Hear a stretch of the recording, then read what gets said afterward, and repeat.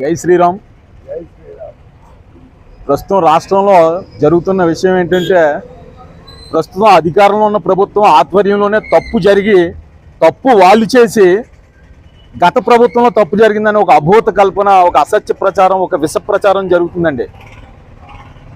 ఈ AR foods అనే సంస్థ జూన్ 12వ తేదీ నుంచి తిరుమల తిరుపతికి నెయ్యి సరఫరా చేయడం జరుగుతుంది.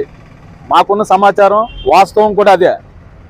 అది సరఫరా చేసిన 4 ట్యాంకుల్లో కల్తీ ఉందని చెప్పేసి ఇప్పుడు అంటున్నారు.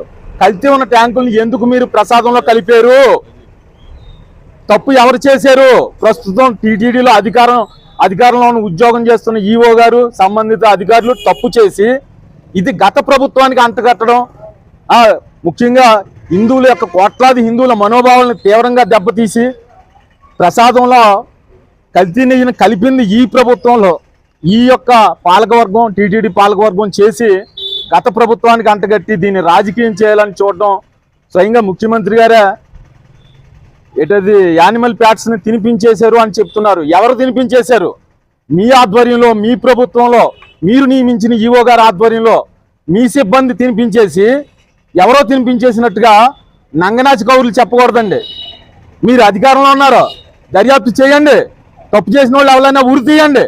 జగన్మోహన్ రెడ్డి గారైనా సరే, ఎవరైనా సరే హిందువుల మనోభావాలను దెబ్బతీయడానికి కుదరదు. హిందూ సమాజం ఊరుకోదు. ఈ విషయాన్ని మీరు దర్యాప్తు చేయండి. సిబిఐ చేత దర్యాప్తు చేయించాలి.